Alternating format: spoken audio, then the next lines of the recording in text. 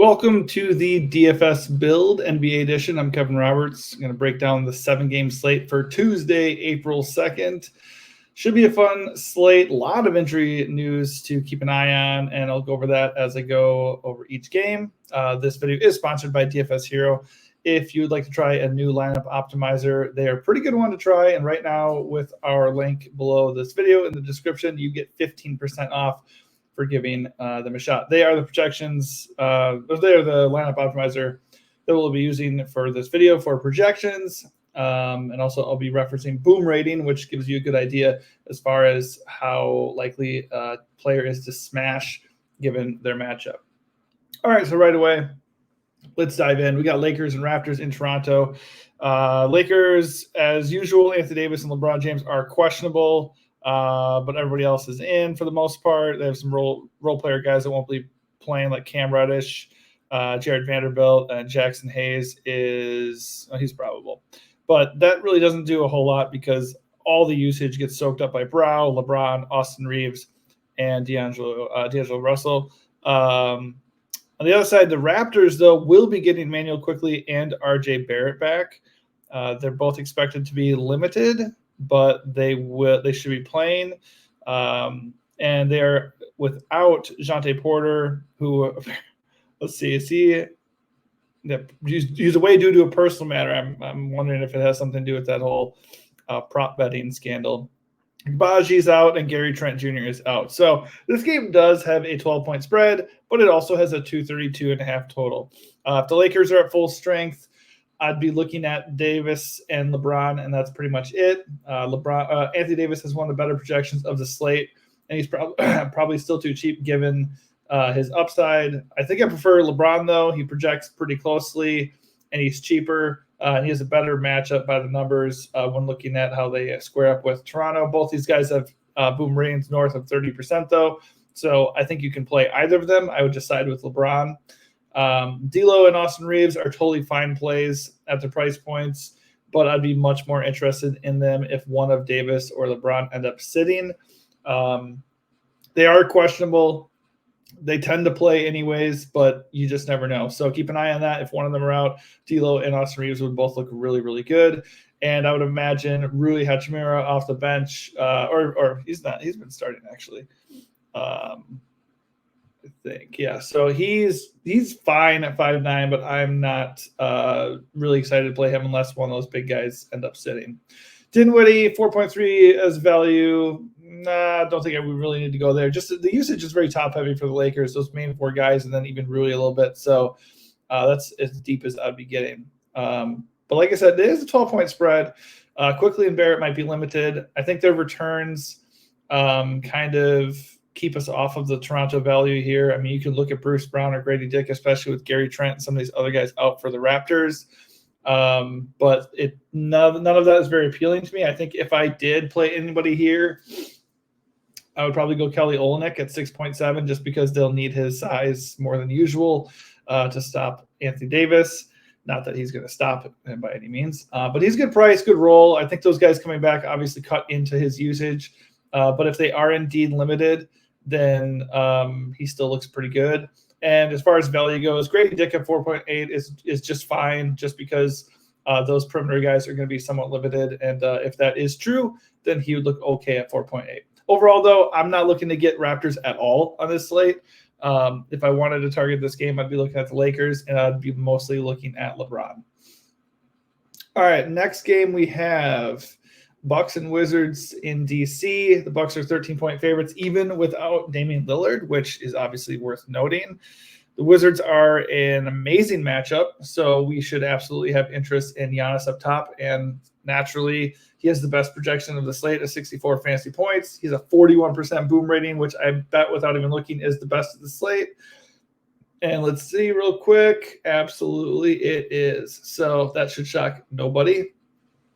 He's an awesome play. Love Giannis today. I think he's probably the number one guy to build around.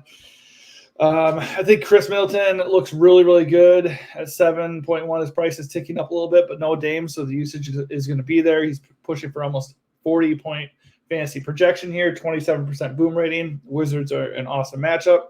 I don't think I'm going to force my way to him, though. I think I would build around Giannis And then Pat Bev at 4.5 stands out quite a bit for me. He got 36 minutes in the last game. Let's see, is he questionable? He's probable. So I don't think we have to worry about his status. I think you can also, you can look at Brooke Lopez at 5.4. You can look at Malik Beasley at 5.1. They're totally fine plays given this matchup. And Bobby Portis off the bench at 6.1 is totally viable too. For me personally, it's mostly just Giannis and Pat Bev. The Wizards are undermanned, given, they would be underdogs here regardless, but they are out. They're without Kyle Kuzma and Tyus Jones. That's pretty significant. Kuzma soaks up a lot of usage as a scorer, and Tyus Jones, sets up their offense quite a bit. Rashawn Holmes is also questionable. So we could get Marvin Bagley all by himself there at center at 5.5K. So he looks pretty good. He's playable even if Holmes is in. I just don't really love playing him when they can kind of go to either center. But he looks pretty good right off the bat. Corey Kispert's totally viable at 5.6K just because he's going to have extra usage with Kuzma and Tyus out. Denny's price is up at 7.5, but he's more than viable given the extra usage flowing his way. I think the play of this team here is going to be Jordan Poole, though. Really good projection for the price. He is going to be owned, so you could obviously entertain going a different way, maybe using different Wizards or just using the guy, pivoting at that price point. But he does have a 32% boom rating.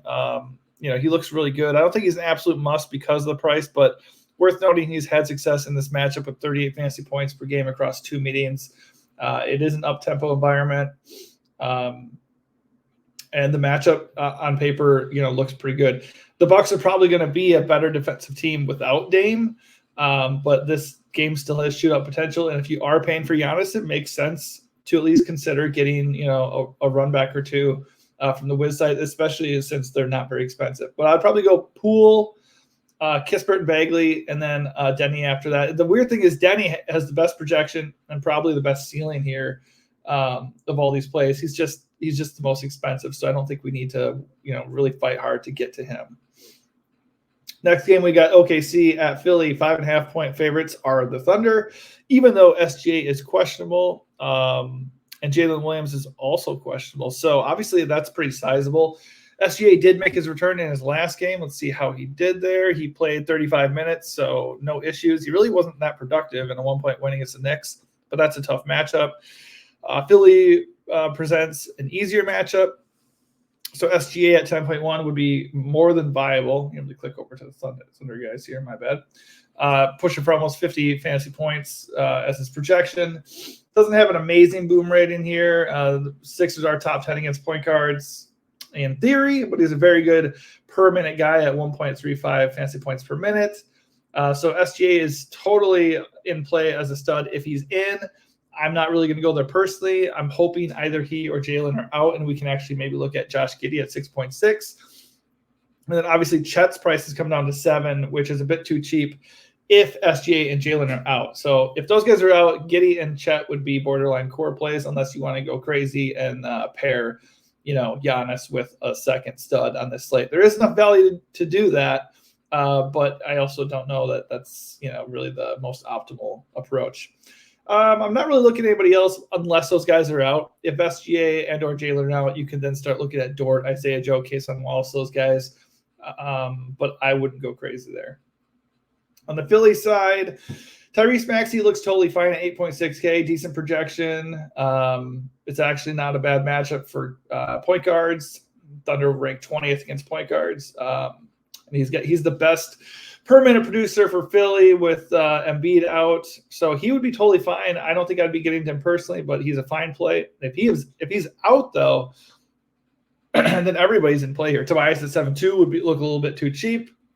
Kelly Oubre would look good at 6.5, and obviously Kyle Lowry would have all the playmaking to himself at 5K flat. He'd look really good. And then Cam Payne at 4.2 off the bench, and Buddy Hield at 4.6. I mean, everybody looks good here if Maxey's out. There's just a lot of usage to go around.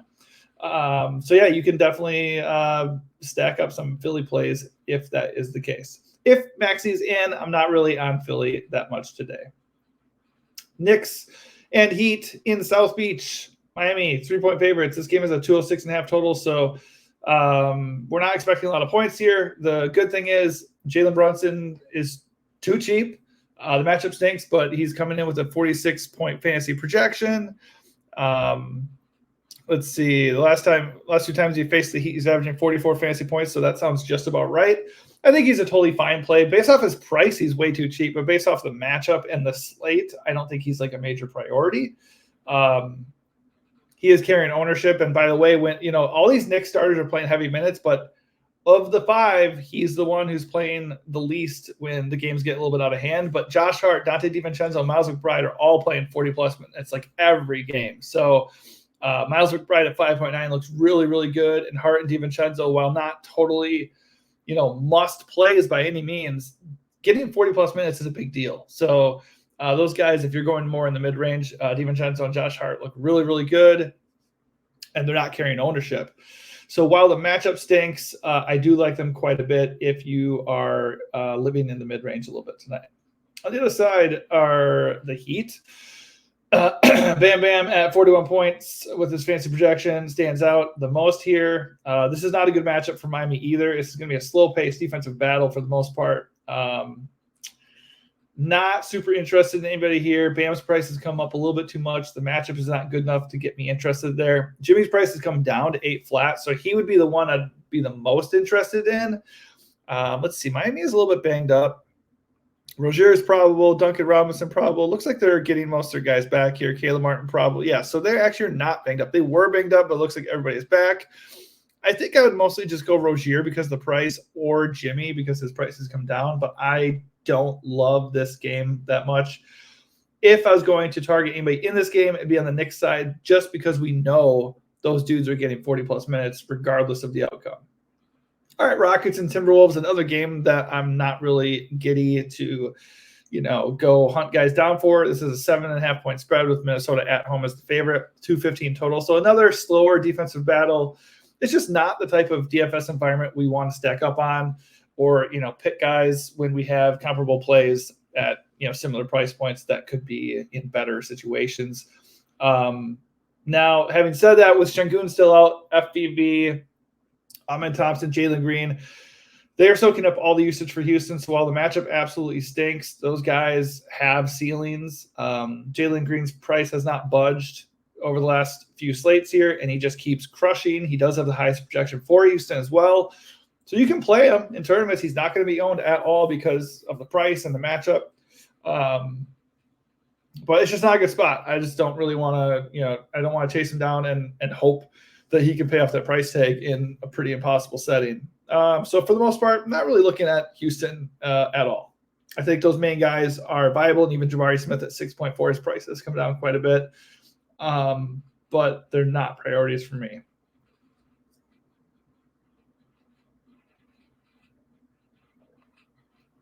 Better matchup for Minnesota on the other side.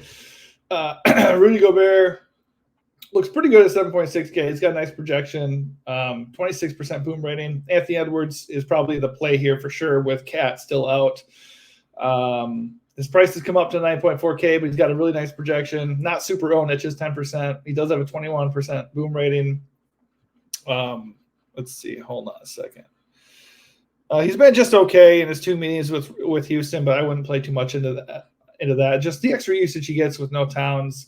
And the fact that I'm a little surprised his ownership is at 10%. If it comes down a bit, I'd be a little bit more interested. If he's going to be owned for whatever reason, I would probably get away from him. I don't see anybody else for Minnesota that's really popping for me here. Naz Reid at 6.8. I think we can find better value than that. Mike Conley at 5.5 is just okay. Kyle Anderson at 5 flat. I think we can find better value on this slate. And I've already noted a couple, like Pat Bev stands out as a pretty good value. I'd go to him before I go to like Kyle Anderson for sure. Spurs and Nuggets, 16-point spread. So this game could be very, very gross. While true, this game also has a 223.5 total. So it could be very interesting. Unfortunately, on the Spurs side of things, Devin Vassell, Jeremy Sohan, and Keldon Johnson are all out. The good news is that it opens up a lot of value. Whether this game stays close or not, the Spurs are going to be shorthanded. Trey Jones at 5.7 looks pretty appealing. Chetty Osman at 3.9. Malachi Branham at 4.1. These guys all look really good. They're going to be super owned. They're not actually carrying major ownership right now, but I would imagine they will, just because they're super cheap and there's a lot of guys we want to pay up for on this slate. And if they're not owned, that's cool too. If these guys all still remain out, let me just check their statuses. Vassell's out for the remainder of the year. So is Sohan. And we just know Keldon isn't playing tonight. So, yeah, I mean, I don't see any reason to not play at least one of Chetty or Malachi, if not both of them possibly. And then you can certainly consider Trey Jones, but at 5'7", he's not an absolute must. Wemby is absolutely viable if he's not going to carry ownership. He's coming in with a 51-point fantasy projection, 24% boom rating, and the Nuggets rank 30th against centers, which is a little surprising. It's a little surprising to me because I always thought Jokic was an underrated defender.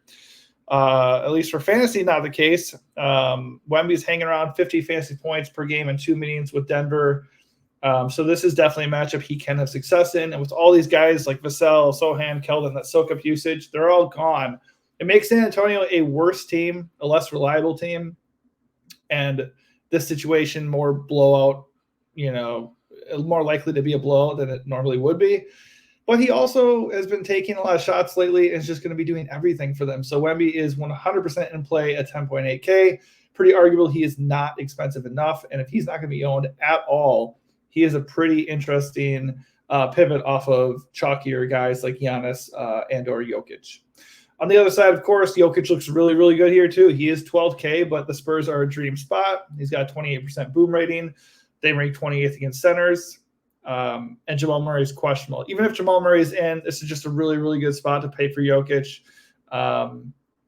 Right now, he's getting no ownership because I'm assuming a lot of the ownership is gravitating towards Giannis.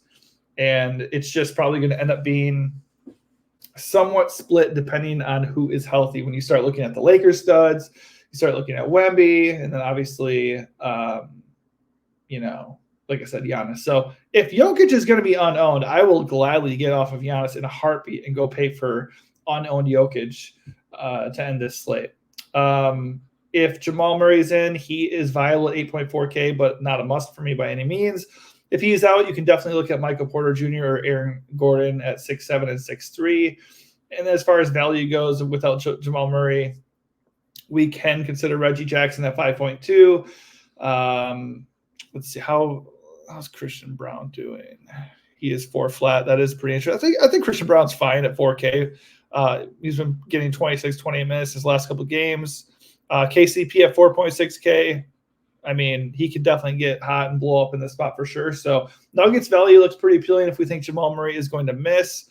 He is still officially questionable here. Just keep an eye on that situation. I think it obviously starts with Jokic either way. He's the top play, and then you can definitely get to mid-range and value Nuggets if that presents itself. All right, last game of the night. A lot of possible blowouts in this slate. Major big spreads. And the last game is no different. The Cavs are 12.5-point favorites. Spida is back. He leads the way with a 41-point fantasy projection. Obviously, it's a really, really good spot. If this game stays close, he could easily end up breaking the slate if he is not too limited.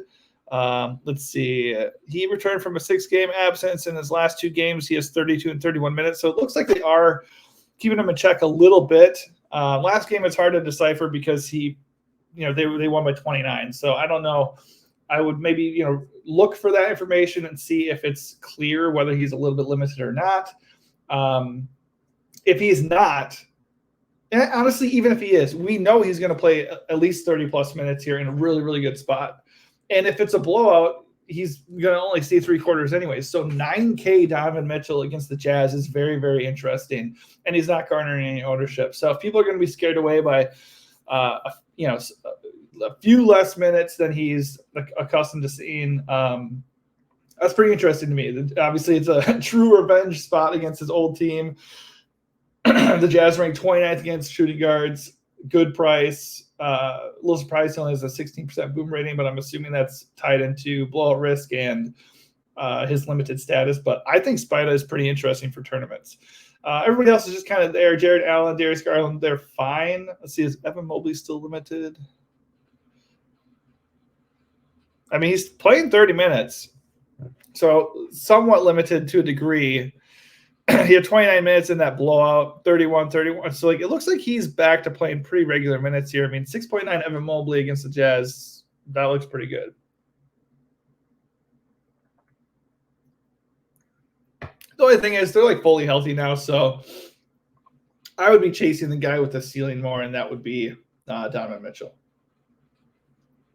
All right, on the other side are the Jazz. They are severely undermanned, which they're not great anyways, but that plays into the spread. Lauri Markkanen out, John Collins out, Jordan Clarkson out. So the usage trickles down to Colin Sexton and Keontae George.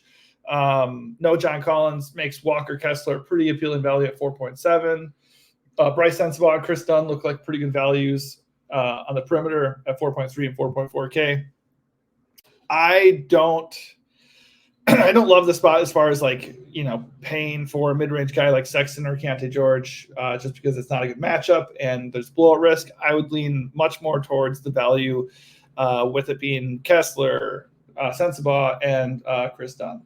All right, that's going to do it for me for my game-by-game breakdown. Hopefully it helps you, kind of gravitate towards the plays you like and some of the values and opens up the slate a little bit. Obviously, keep in mind, it's early in the day. A lot can change. It is a 7-game slate.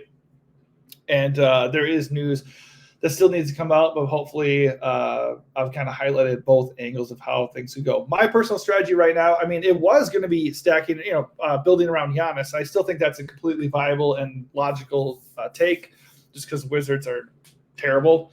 But if this ownership holds, I really like Jokic instead of Giannis, and then I would just build around Jokic.